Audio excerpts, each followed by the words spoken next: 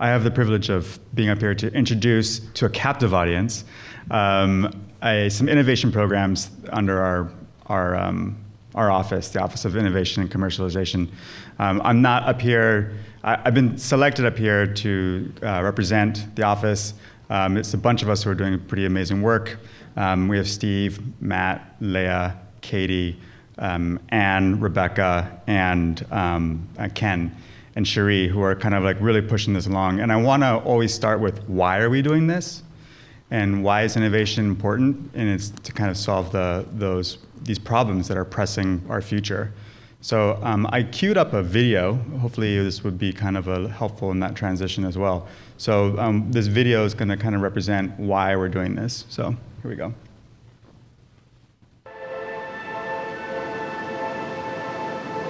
Humans have had a massive impact on the ecosystems of the planet, from the deepest ocean to the roof of the world. Every breath you take, all the food you eat, the soil that the food is grown in, all of this is at risk right now, and it puts humanity at risk. Over the last century, much of Western society has lived in ways in which we didn't care about the environment. We treated it as something that would be endless. What we know today is that that's just not true. The fight that we are faced with now is literally a fight for our existence, for our species' survival. If we wipe ourselves out, the planet will probably be the better for it. The challenge is not to save the planet, it's to save ourselves from ourselves. We are already committed to a certain amount of sea level rise. We're already committed to a certain amount of warming. We're already seeing increased storm activities. If we simply look at sea surface temperature and the superstorms of just the past decade, we can see a compelling correlation between the severity of the hazards that are happening and climate change. In 2017, there were 18 countries that had new conflict arise because of food and water insecurity. This tends to displace people from their homelands, and we have seen a sharp upturn in the last decade in global immigration. The only way that we're going to rise to the challenge that is faced by climate change is to enact action at institutional scales. Sustainability demands different ways of thinking, being, and doing to rise to those challenges. Hawaii is uniquely poised to be a model for the rest of the world. UH has a lot of amazing research and educational programs that really contribute to problem solving around climate change. So we can think about that in terms of major resource areas like food, energy, and water systems. Also understanding how people might adapt, understanding the social impacts. We have generations of ancestral knowledge that link people to this place, to Hawaii. Our ancestors created these incredibly complementary systems of land division that were culturally appropriate, ecologically aligned, so people understood that what they do on the land affects the marine environment. So it's a very powerful model for creating a union between ecosystem and culture. What's especially urgent for us here in Hawaii is to realize that we have no other place to get water from except for our own local resources. As climate change continues, we can expect to see more areas drying out. We're a perfect experimental system to figure out how to create a sustainable water system that depends only on our actions here in Hawaii. We now understand that the soil ecosystems of the world are perhaps the largest possible reservoir to sink carbon dioxide in the form of soil organic matter. You are not only mitigating climate change, but you're building the adaptive capacity of agricultural ecosystems. What many people fail to realize is if you looked at a market and you went to the produce section, what is there because it's pollinated by bees. Here at UH Hilo, we teach our students good apiculture practices because this is what is going to be needed in order to sustain bee populations worldwide. The School of Ocean and Earth Sciences and Technology is a research powerhouse. SOST sees climate change as a major challenge for Hawaii. We have pivoted our research to improve resiliency of our communities in recognition of the real impacts of sea level rise. energy is another risk that needs to be managed. Finding the pathway to a green economy, that's what's really going to drive the market. And once that cost picture changes, nothing's going to stop it. One of the value propositions of renewables is that you're using resources typically that don't have a fuel expense. Our oceans are a big portion of the Earth's surface, and much of the population of the world lives within 50 or 100 miles of a coastline. So wave energy is one of many forms of renewable energy that we need to explore. We really want to emphasize through our curriculum that there are things that we can do, and how do we empower students with the skills they need to make a difference, not 10 years from now, but the things that they need to be doing right now. How many more wake-up calls do we need? The wake-up calls are occurring with increasing frequency. This is our time now to rise to that challenge and do the things that we need to do to be able to help our communities solve and respond to these issues.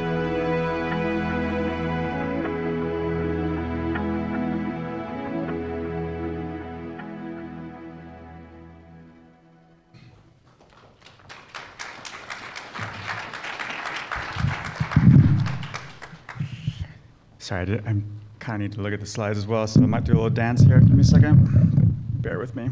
All right. So for those of you who don't know UH like me, I'm new to the system. I'm a new hire.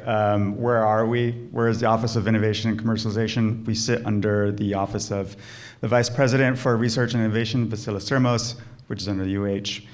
I like to give examples on what we do, and maybe people aren't familiar with the idea of commercialization. So, we support UH researchers and teams who have ideas and technology to make impact beyond the labs.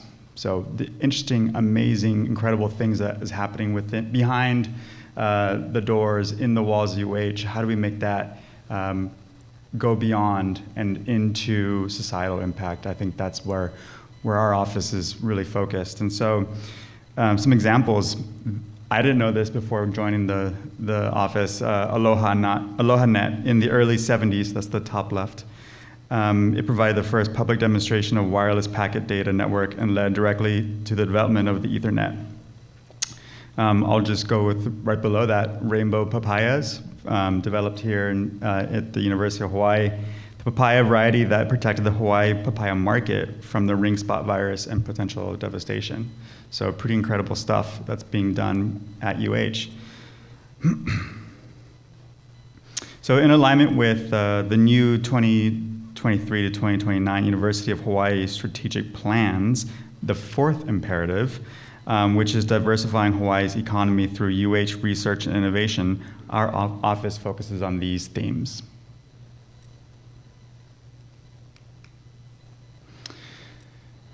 So how do we support that?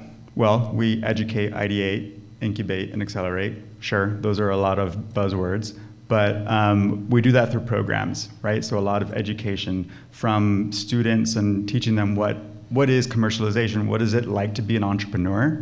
What do you have to do to be an entrepreneur? To teaching faculty on how to think like an entrepreneur so they can teach the students, to then the researchers who are doing really cool stuff that may not know that they're onto something that can be way bigger than they actually even thought. So that's kind of this pipeline that we're trying to develop within the university system to be able to feed it into the private sector, to feed it to other programs, to feed it to a global impact. So to actually highlight some specific ones, we do have some pretty exciting new programs coming out. So just recently, University of Hawaii just was able to say that they are a hub for NSF I-Corps.